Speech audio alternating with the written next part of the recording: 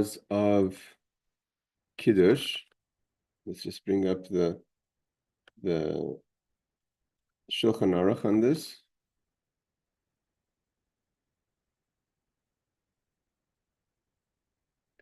Okay. So we're holding, I think it's chapter 77, and it's law number 4 on the laws of Kiddush. So it says like this. Not sure if this is, so make sure that. Okay, here, Rebecca, we're just starting the Kitzur.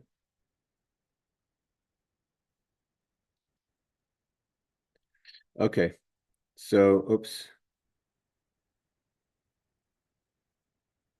Hold on, let's share the right page here.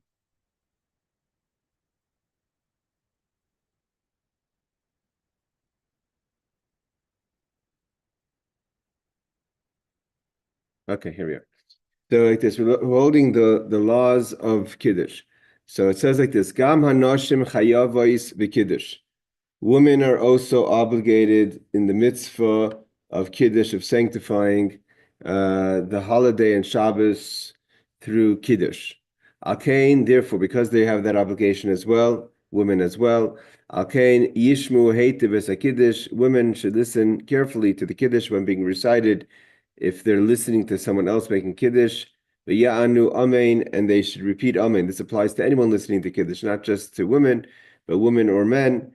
This here he's assuming that men would make their own Kiddush. Aval baruchu baruch shemai lo yoimru, but we don't say baruchu baruch shemai that we usually say after a blessing. We'll see in a second why. Just stay silent until the end of the blessing, hey Aaron, and we say amen. The cotton. So that's women. Women have an obligation for Kiddush, and therefore they have to listen to the Kiddush carefully, and so to anyone else who's listening to Kiddush from someone else. The cotton afiluhu ben shleisha esrei shana, and if you have a 13-year-old boy, im eine yadua shehevish teisaris, if we don't know if he has matured physically yet, eine moitzias isha, he should not be the one to be motzi to make the Kiddush for the woman. Meaning to say is that we've applied the year 13, that person comes a bar mitzvah at 13, halachically, a boy comes into age when he shows the physical signs of maturity. And because the woman is obligated in the mitzvah of Kiddush, so better that if it's a young child who does not, we don't know for sure 100% if he's matured yet, so better he should not make Kiddush for the woman. In that case, better the woman should make Kiddush on her own.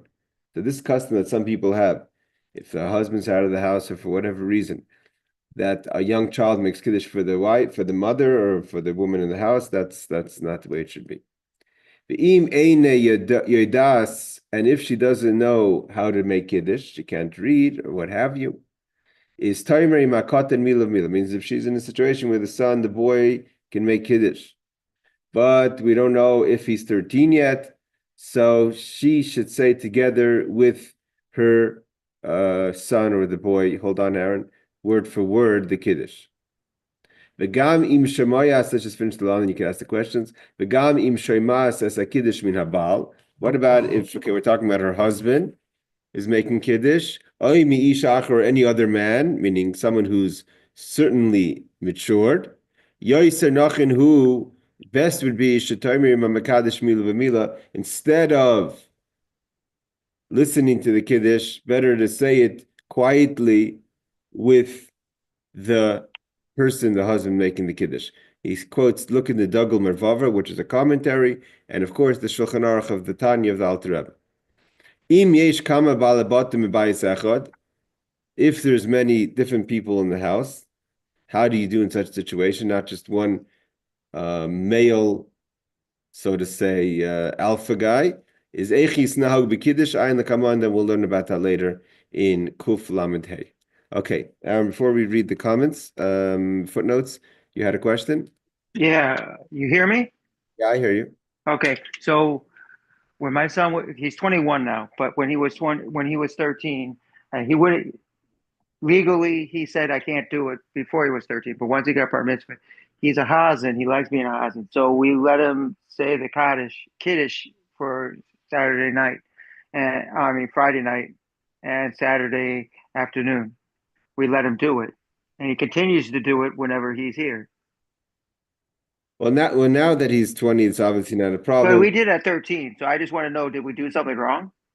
First, nothing is wrong. He's just saying it depends. Could be he matured at 13 if he was already physically gone through puberty, and therefore he would be okay. The question that they have is a lot of 13-year-olds today are still not 100% of gone matured yet to what's be considered halachically a man. And because the woman has an obligation, and surely you have an obligation as the man in the house. But it's always preferable it's okay for having your son to make Kiddush. A lot of people would do if children like to make Kiddush, is have them make their own Kiddush after you would make Kiddush. So there's nothing wrong with having two people make Kiddush. It's customary. You could have sometimes many people making Kiddush now. If you want to give the attention and care, so you can make that everyone sits at the table and pays attention, doesn't just run off to go wash while your son would be standing there making Kiddush. But it's also okay, unless you really want to give him the honor of being the one leading the Kiddush only. But it's okay to have you make the Kiddush and he would do the Kiddush It's after you. two things. First, my Hebrew is not that great, and his singing is so much better that even if I knew great Hebrew, his singing is so much better, even at 13. So I'd rather hear him than anyone have Okay. to. So in such a situation, again, like he said in the Shulchan Aruch, maybe to say it quietly with him, but it's totally fine if now that he's mature, for him to be the one motzi everyone in Kiddush, especially if he could pronounce it better and recite it better. Oh, definitely. Okay. So let's say footnote number 19. Women are also obligated to recite Kiddush.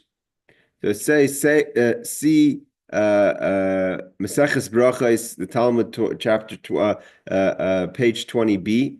Therefore, when necessary, a woman may say Kiddush and thereby exempt men. So it's also possible because the woman's obligated, she could also be mitzi a man. But they should not do so in public because we don't do these things in public for laws of tznius, of modesty. But because a woman has an obligation, she also could, just like a man, could exempt the woman could exempt the man. Footnote number 20, it's talking about why don't we say Baruch Hu uvaruch Shemo after the mention God's name? So he says like this: for it is an interruption of the bracha. So says the Degel Mirvava and the Kitzur Shulchan Aruch 6:9. Many poskim maintain that it is permitted to say it. He quotes the Chikri Lev, Beis Aaron, see Birkei Yosef, and also he quotes the Maharam Shik. Our custom is not to say it, but one need not protest when others say it. So sometimes people get like, shh, don't say. Let each person do their custom. So although it's not our custom to say Baruch Hu Baruch Shmei after the mentioning God's name, we won't have to hush anyone. Yes, Aaron. What do those two words mean? We say that, you see when someone's mentioning a blessing, you say Baruch Atah Hashem Baruch Hu Baruch Shemo. They say Oh, that yeah. we don't say that in the Kiddush when someone's making Kiddush. I Okay, never even thought about it. Yeah. Everything has to be thought about to cover all bases. So he says like this: a minor, even if he's 13, not found in all editions. So this part where we say a minor who's not yet 100% matured should not be motzi a woman. We don't find this stipulation of the law in all editions of the Kitzur. Okay. 22, he says, okay, quotes the source. Okay, here we're talking about number 24. Footnote number 24 is it's still proper that the woman, even if she's being exempt by the man in the house, to repeat word by word. So he says, why? This applies to a situation where she does not understand the words. Okay, so says the Shari Chuvit. So because I was actually wondering, we don't see the custom that women will say quietly the Kiddush on Friday night if her husband or the man in the house is saying it, or anyone else for that matter. We see if I have Havdalah sometimes, and he says this is only applicable. The Shari Tshuva says this is only in a case where the woman doesn't understand the Hebrew, so she's not understanding what's being said. So by saying the words, she's actually making the blessing because the words are the blessing. Whereas if she's listening and she doesn't understand, it could be a complication. Okay, so that's that law. So women are also obligated. Okay, last week we learned about the types of wine, right? The red wine and the grape juice and all that. Now we're talking about wine that is, I guess, quality wine. However, the wine, Dani and Z, the problem is if the wine is spoiled. Not it means the brand is okay. It's just the actual wine has gone off. So yayin shin is chametz if a wine turned vinegary, right? Everyone experiences that. Eimekachin love. One should not make kiddush on that kind of wine. So too v'chein yayin sheish le'yireach ra. If you open up the bottle and it doesn't smell right, afal pishlei is chametz, even if it hasn't turned into vinegar. Elireicha v'taima yayin, but it still smells and tastes like wine, but the smell is off. Shemevarchen lav bar pir gufen, that you would still, means if it turns 100% into vinegar, no longer is it required to make the blessing of hagafen on it. So therefore, surely you can make Kiddush on it. Here we're talking about a situation where it tastes and smells like wine, but it has a bad smell. So you'd still have to make hagafen on it. It smells because it was in a dirty vessel, whatever that would mean. Or if it has too much of the smell of the barrel. Is Eimekachin love, it's not a quality wine that one should make Kiddush on. It means it's not halgafen, still has to be made. But don't choose this wine as a wine to make Kiddush on, it's not respectful. V'chein yayin sha'amad megula ezesha. So too, wine that's been opened, uncovered, for a certain amount of time, where the halacha goes into the ideas that we discussed about certain laws that are safety issues. In those days, if they left certain drinks open or foods open, then they could be poisonous by different insects or snakes. So he says, even though today we're not so concerned with snakes leaving venom in open glasses of drink, but nevertheless, one should not make Kiddush on that.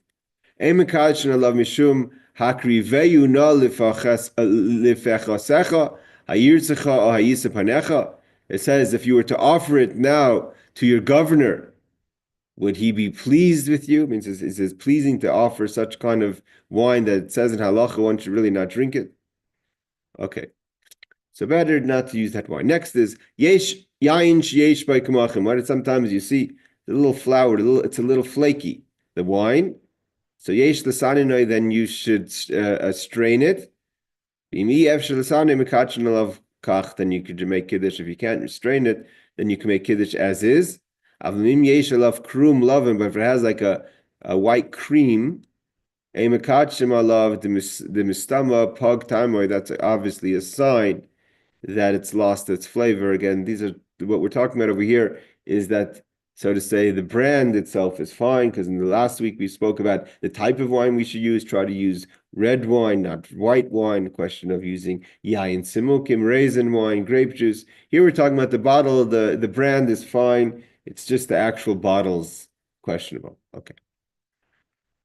So he said, and that actually the question a lot of times, you have a bottle of wine that you open 1 week and you leave it out and you didn't finish it. You want to make Kiddush on it. If everything's okay with the bottle, it doesn't smell and what have you, doesn't turn vinegary, that's fine. But once it goes off, one should not make Kiddush on it. He says like this, 25, if it turns sour, this applies in the case where, he says, where it is so sour that people refrain from drinking it. That also happens. It just really tastes awful. Number 26. What is it? Okay, he breathes if has a quote of the hold on, Aaron, the quote of the barrel, the smell of the barrel. What does this mean that we're not strict today for open cups of drink? For there is no likelihood that a poisonous snake might have drunk from it. If it drank from it, then he would leave venom. Today we're not concerned with that, again, in most places. Still today, people do not drink drinks that were left uncovered or other of those laws that we're not learning about now, but that's but here he mentions that we're not careful about it. Okay, we're talking about what's 28. He says it should not be used for Kiddush. Why? It says, see Magen Avram 272. If it remained uncovered only a short time, it may be used since wine was hard to come by in those times. So you just to disregard wine because you left it uncovered for a few minutes is not an issue. And also,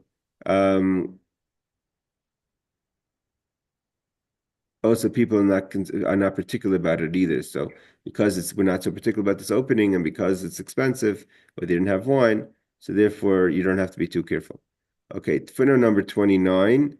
He says he quotes the pasuk in Malachi that we wouldn't serve wine that has been uncovered, since it's not good enough for a human ruler. It certainly is unsatisfactory to first serving Hashem.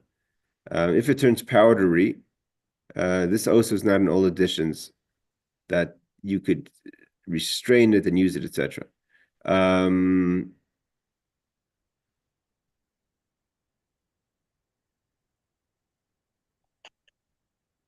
Yes, so footnote number 31, he says, and then it can be used for Kiddush if you strain it. The Shulchan Aruch Rav, but others hold that it cannot be used. You still shouldn't use it if it becomes powdery or floury.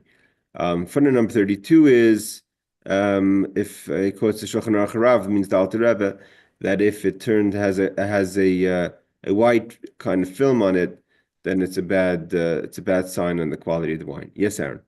Okay, so you pour the wine, you haven't tasted it because you have to say the blessing first. It smells fine. You say the blessing, and now you taste it, and it tastes off or tastes vinegary. It's not good. Do you have to redo it or get another bottle? That's an excellent question. I guess it depends really if you could. I assume I have to check. It's a good question. If you can make a hagafen on it, it happens. By the way, your question is a good question because it happens all the time. It's not just a question that a theoretical question. It literally happens all the time. You think the bottle is good, you hope it's good, and doesn't turn out to be good. I'd assume the law would be that if you still would make a hagafen on it. So you made the Kiddush. If it's something that you can't even make a guffin on, you can't make the blessing a guffin, you probably have to make Kiddush again. But let me check on that and get back to you guys next week on that. Yeah, 'cause it happens to me once in a blue Yeah. moon. I don't know. It happens. It happens, sometimes. And also it's not everyone, not everyone's opinion of the wine being off is equal. Sometimes people are more careful. What one person calls off wine is just that it's not tasting at its best. Okay. Law number 6. Makachin al yaim uvud. This is a big question, and people are more careful about this on Passover. About the laws of what's called boiled wine and non-boiled wine. Let's just get a little background. So in the wine that was used in the temple was non-boiled wine called non-mevushal. Also, there's the problem is that non-cooked wine was the kind of wine that was used by people that were worshiping idols, and they would also in the ceremony of the idol worshiping, they would pour wine somewhere or another for the avodah zarah, for the idol. So therefore, we have very strict laws when it comes to wine. Everyone knows that grape, an ingredient of grape in a product makes it problematic. And also, if a Gentile or someone who doesn't observe Shabbos touches a bottle of wine or an open bottle of wine, we're talking about an open bottle of wine that possibly they've shucken it or used it for avodah zarah, even if it wasn't avodah zarah, but it's called the ayin stam. We don't use wine that's been non-cooked, non-boiled wine that's been touched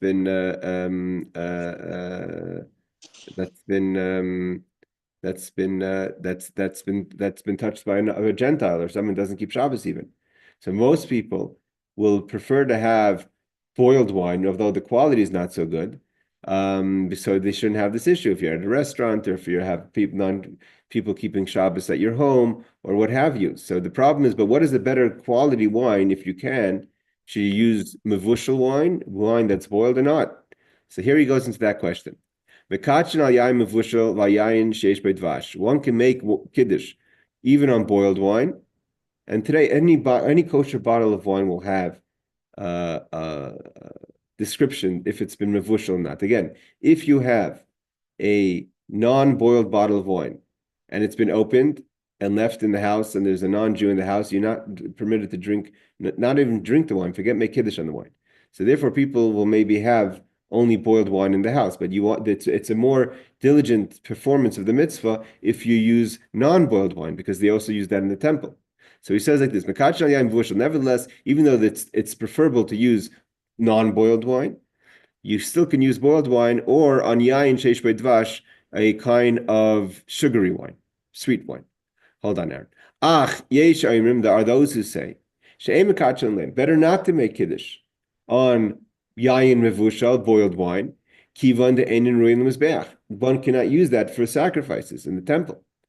Therefore, the Kitzur says, if possible, try to find non-boiled wine. Okay, again, depending on the seating arrangements and everything that's in your house. When it comes to Shabbos, or especially comes Pesach, right? Pesach people with the 4 cups, people try to find non-mevushal wine, non-boiled wine. But the problem with non-boiled wine is, again, if you don't finish it, or if someone's in your house, is not even someone who's Jewish and not Shabbos observant, should not really be touching non-mevushal wine. And because of that, you have to take everything into consideration. Although there's the Yesh Omrim, he does quote someone who says that better not to use that wine, but the halacha is you can use that wine. So better to use that wine than to have a situation where you can't use any wine because the wine has been exposed or touched by a non-Jew.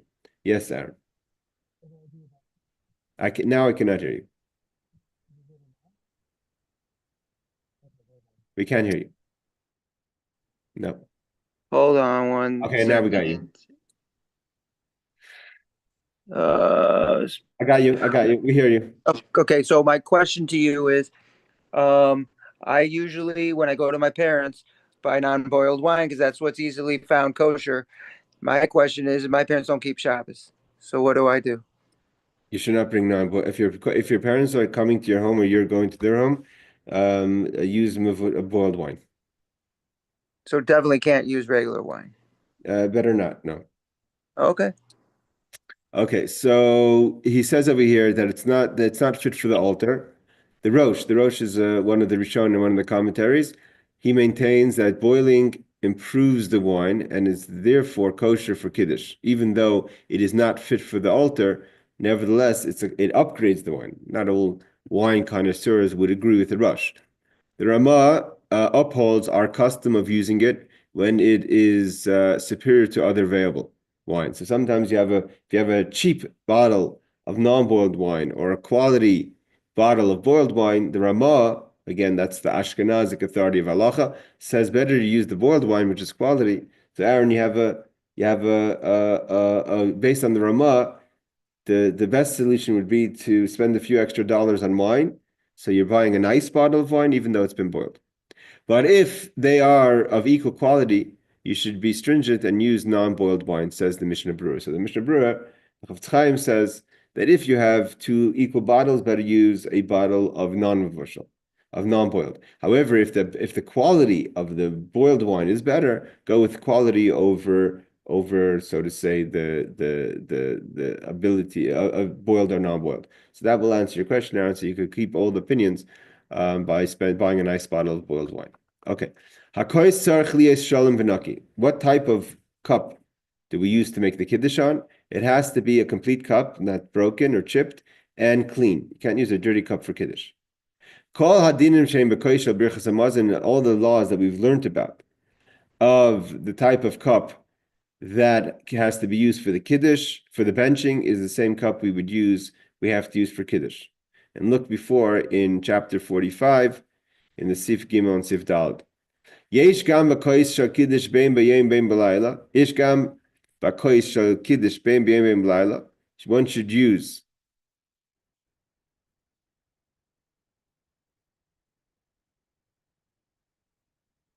it says the wording is a bit off. So sorry, just to keep out the parentheses. So he says the laws of Birchas Hamazon, the same laws apply to kosher Kiddush both by day and both at night. The same thing applies to the cup use after Shabbos to make the Havdalah. V'tar v'kadish b'layla al kois gadol she'isharim menu l'kiddush hayom v'havdalah. So basically, in a way that's permissible, we just said about uncovered wine, or you could pour the wine back in and cover the wine. So some people have the custom, you make Kiddush on a large cup at night and have leftovers. Of course, you have to add a bit, so it should be a full cup, but use from the leftovers of the wine at night for the day. Okay, so let's see, footnote number 36, I believe, is the only one we have in this one. And he just quotes the authorities on that. I just wanted to mention, while we're talking about the cup, before we go to then move on. So it says, okay, using grape juice, we've covered that. We could close that. How much wine is one required to drink? Yes, Barbara. Your mic is up. Yeah, I was just going to say, I'm just a little confused. If you make Kiddush on Friday night with a large glass of wine and then you refill it, you would cover that up and just leave it out overnight? Or listen, there's different ways to deal with it. You could have you could cover it with a cup, or cover it with a plate or a napkin, a rubber band napkin. You could put it in the fridge, cover this, so you could pour it into a closed bottle in a way that's permissible. So it's not we don't pour wine that's been drunken from just right back into the bottle if it's other wine in there. You would first pour in a little extra wine to kind of elevate the wine to as if it has not been drunk, and then pour it back in. But there's different ways of doing it. But I guess the easiest way may be to have a cover for the cup, or some sort of covering, even if it's makeshift, so you could use the extra for the next Kiddush. Okay, thank you. So how much do you have to drink? So the idea, you have to drink Malay Lugmov. You have to drink as much as wine as you could fit into one side of your cheek. If you filled up one side of your cheek, not both cheeks, just moved all the liquid to one side of your cheek, that's how much one has to drink. Now that's in the case where your cheek doesn't carry as much as a revius. How big is the revius? We'll see in a second. There's difference of opinion of what is the revius, what's the amount you have to make Kiddush on. But how much the person not every person, the person who's making Kiddush has to drink Malay Lugmav, which is an amount it would take to fill to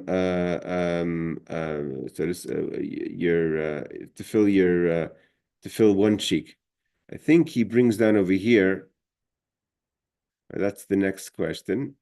How do I make this smaller here? Hold on a second. So here he brings down, how much is a revius? How much is the amount that the cup has to be? That's a big question. A lot of people, especially we're coming up now to Pesach, and there's the 4 cups, and people want to drink wine if they don't have grapes, if they don't want to drink grape juice, and you want to know how large the cup has to be. So there's different poskim. So Chaim No, which Chabad goes with, says a revius of wine required to make Kiddush on is 81 millimeters, or 2.73 ounces. But if you look over here, it could get as high as 4 ounces. So there's different opinions. Chabad goes with Chaim No, which is 81 millimeters, 2.73 ounces. The Chazon Ish, the Shir of Chazon Ish is 150 millimeters. That's quite a bit more than 81 millimeters for the size of the cup. Okay, so now let's go back. So we're holding law number 7. Hakois tzarich liyos. Sorry, we did that. So law number 8. Hachalos tiyena mechuses b'shas Kiddush. We all know this law, that when one makes Kiddush, we have a Shabbos covering over the bread, over the 2 loaves of bread that we break after the Kiddush. Hold on, Rebecca. Afilu hu mekadesh aleihen. Even if he's going to make Kiddush, or she's going to make Kiddush on Challah, we learned that you can make Kiddush on Challah, still it should be covered. So there's 2 reasons we cover the Kiddush. One would say, one reason is we cover the Challah. One reason we cover the Challah is, like we're going to see in a second, not to shame the bread that we're first, so to say, blessing the wine before the bread, and bread is a specialty food, and according to halacha, lechem is special. Therefore, the bread could be offended. So that's only if you're passing over the bread. But what happens if you're making kiddush on bread? So why do you have to cover it? So there's another reason. It should be mechusas. It should be covered. B'shas kiddush zeichel aman chay mechusa betal. Just like the man, which we know, one of the things that we know that there is that the idea of 2 loaves of bread is that the 2 portions of the man that we eat.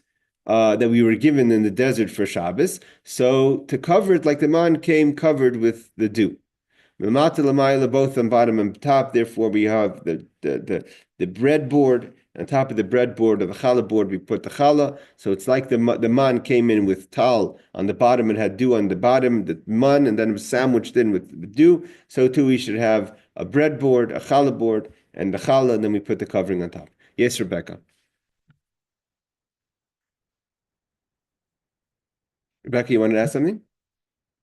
Oh, yeah, sorry, I forgot to unmute. I don't know if you're still gonna get to this, but sometimes at a Kiddush, like they give out like shot glasses full of grape juice, kind of.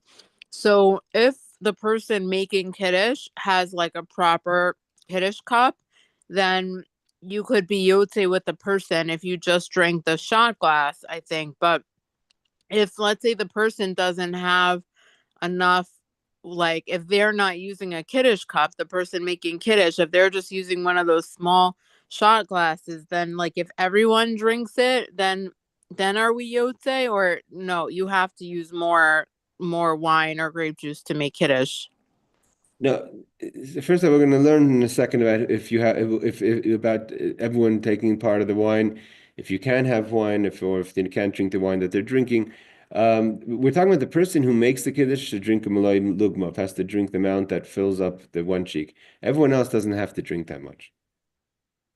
So the person making Kiddush, he just has to have 2.73 ounces. But no, you don't have to drink the full revius. Some people are makbid to finish the full cup, but you don't. We're going to see there are cases you have to drink a revius. Of that's if you're in the question where if you're in a meal or not. But does he have to be like holding in his Kiddush cup a certain amount? The Kiddush cup itself has to be a cup that we're going to see why some people are makel. If you go into certain synagogues by day, you'll see that people make Kiddush on smaller than a revius of whiskey. Right. And there's a source for that. It's not so simple, but there's a source for that because they don't want to waste the whiskey, and the quality, so to say, of the whiskey, of the alcohol level in a shot glass kind of makes up of the revius. That's kind of the thinking. But generally, the cup has to be the size of a revius, and there's different opinions how big a revius is. Okay. Which is, like I said, it's the 88 millimeters or 2.75, I think, ounces we just said before Reb Chaim Nass says. Others say it's bigger. That's what the Kiddush has to be made on. How much do you have to drink of the Kiddush is Malay Lugmav. Malay Lugmav means the amount that you could fit into your one side of your cheeks, which is usually less than a revius. So even if it's not the Rove Coast, if the person's not drinking the majority of the coast that they just made Kiddush on, they're just doing Malo Lugmav, that's fine? Yeah, okay. So you're asking a question. What happens if someone makes it on a goblet, right? Some people like to make huge Kiddush cups. And so it's still there. We're going to see this. It is always better to do Rav Kos, but as far as the minimum amount has to be Malay Lugmav, which is the cheek. In the case where sometimes you do have to do the full revius. In the case, let's say where your cheek is bigger than a revius, you don't have to drink more than a revius. Okay, thank you. Aaron. Okay, couple of questions. The one basic question, my daughter doesn't like wine. We've heard from a few people that only the person saying the blessing actually has to drink it. So my son has plenty of wine. There's enough in there. You don't have to worry about the amount, but he'll drink it. She'll just take a little, like a tiny sip. It wouldn't even count, just to say she tried it. But she hates it. And then my son will drink the amount, but they told her she doesn't have to drink any of it. Now, my other question is, and I'm going to use Passover as an example. I'm diabetic. So 1 year I drank all 4 cups of wine like you're supposed to, all the 3.5 ounces, whatever they said in the OU book. And I had a reaction to all that sugar. So now my question is, so now I don't drink any full cup. I just take, a big gulp, whatever. It's not even half the cup because I mean, especially before the meal, because I have nothing to against the sugar. So 2 cups might make me shaky. So I don't know what should I do as a minimum. And on Shabbos, it's not so much of a problem because it's only 1 cup and I drink a small amount. Okay. Like you were doing until now is absolutely fine. To just drink a Malo Lugmov if you can, which is the gulp, and that's that. Maybe possibly maybe better use a smaller cup. I do, but I want So to make sure that I'm doing it properly. yeah. So if as long as you have a cup that has the minimum of revius, whatever shear that you use, if you're using the OU's amount, so then go with a smaller cup over a bigger cup. So at least if you could drink more of the wine than less, but do not drink more than a gulp if it's going to be damaging to your health. All right, it is the one year I was shaking and I Yeah. was No, like, no, absolutely not, absolutely not. Barbara. That was actually my question, because being on medication, that's the other thing. And especially driving at night, coming back from shul, because we're going to have our Shabbat on Saturday evening. And so I don't want to be drinking alcohol and knowing I'm going to be taking my medication and stuff. So that was my question. All right, thank you. I know, but also if you could make it on grape juice. Grape juice can be used. It's better to use wine, but if you again anything that gets into a medical situation, you're not supposed to. That's God forbid. When I remember a member of my family had diabetes, not diabetes, had hepatitis sometime before Passover, and then my Rosh Hashanah told me that someone who's just getting over hepatitis, you're not supposed to have any alcohol. He says so much so.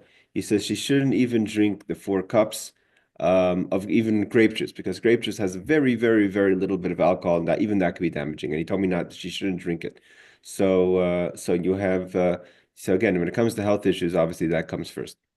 Tzvi mentioned in the chat, what about dry wine again? Tzvi, I don't know what diabetics. dry wine has the least amount of sugar.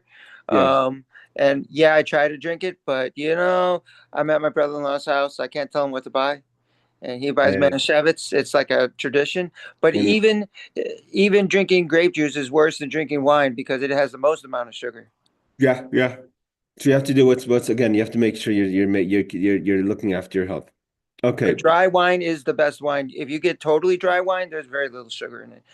Okay, but so again, Aaron, you have the ability, if you want. Again, I'm not sure of your dynamics, to bring your own wine to the table. Okay. I could. I mean, I have to let everyone drink it if they want it. Can't Okay, just drink it myself. I hear what you're saying. Okay. All right. Okay, now we come to the question that we just spoke about. Hamikadosh, the one who makes the Kiddush. Yishte min hakos l'chol hapachas kimelo lugmav b'li hefsek. You have to drink without interruption at least a full cheek of wine. So right away, just to get that out of the way, he says in footnote number 39, depending on the size of your cheek, obviously, but if most, but it must be most of a revius, rov revius. See the bir halacha. Okay, obviously if you have a tiny mouth. Okay, so he says like this. Mitzvah in the continuation. Mitzvah shitamu kulam mikayis shabracha. This is again, Aaron asked about his daughter. Everyone should try to taste, not drink a full gulp, to taste from a cup of blessing. You don't have to, but there's a concept of drinking from a kos shabracha, a kos of blessing. Mishi eina shosayai machmas geder or machmas shemazik loy v'kadoymai. If someone does not drink the wine because of I think it's a printing mistake, it should be neder, a vow, or because it's damaging for whatever reason, health-wise, ein loy lekadish al hayayin al smach shishto masubim is good enough that the people around him are drinking, and you don't have to taste from the wine. Don't force yourself to do anything that's unhealthy or to violate a vow that you've made. What does it mean, a vow? I know people here that have taken upon themselves to be strict, like a nazir. So they doing that, they wouldn't. I don't know what they do on Pesach, but they wouldn't. They don't touch any kind of wine. Okay. Or again, alcoholic issues or something like that. Okay, footnote number 40. What is it talking about? Everyone should try to taste. It's a mitzvah for everyone to taste. So he says the Shulchan Aruch quotes he quotes the Shulchan Aruch, meaning the Beis Yosef, I believe 2271 law 14. Even though it's a mitzvah, it's not as important as the mitzvah that requires the one who recites the Kiddush to drink a cheek full of wine. It means you can't compare the obligation, the person making Kiddush, to someone who's listening to Kiddush. Therefore, if there's not sufficient wine, he should not give the others the taste of the wine. Here's a good question. Let's say you have a very limited amount of wine. And if the person making Kiddush were to drink a full cheekful, it would not leave enough wine for everyone to taste. So, in such a case, better for the person who made the Kiddush to drink the full cheekful than for others to participate in the tasting of the wine, because that's more important. Footnote number 41 is, if it's harmful, so you should make Kiddush on wine. He says, the Magen Avram, the Chai Adam, the Mishnah Berurah, but Ramah Derech HaChaim and Shulchan Aruch Harav permit it. What are we talking about here?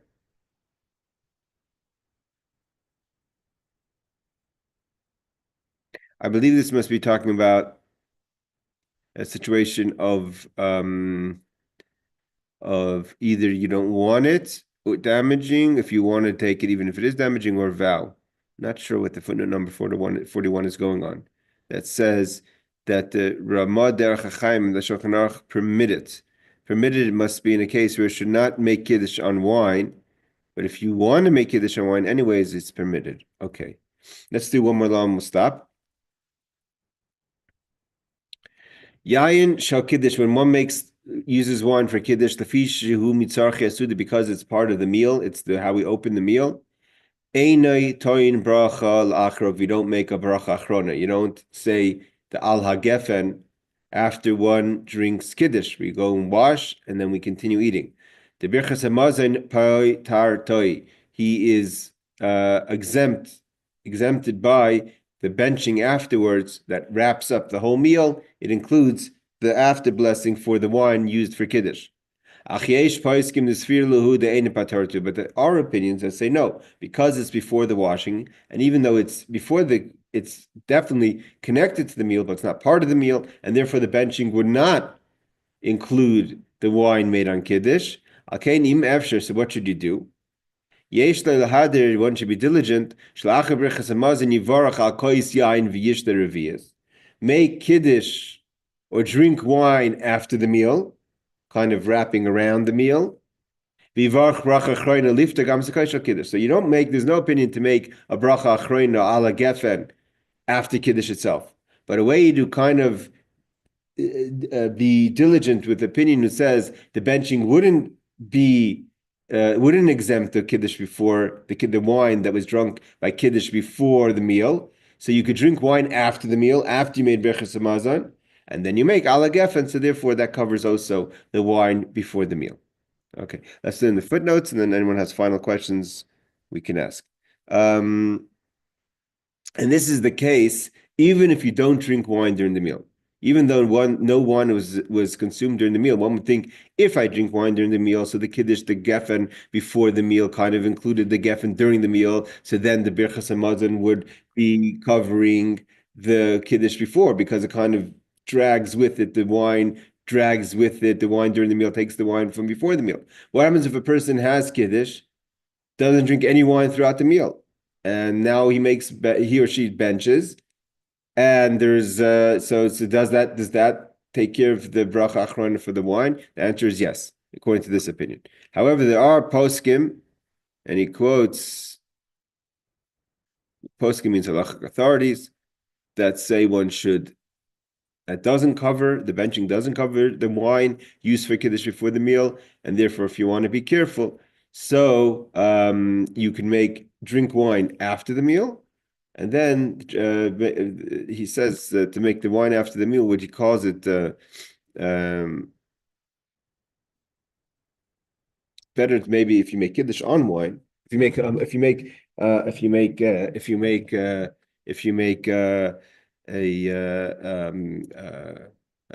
benching on wine, so then you can make a bracha achrein, and then of course it includes the Kiddush of the wine.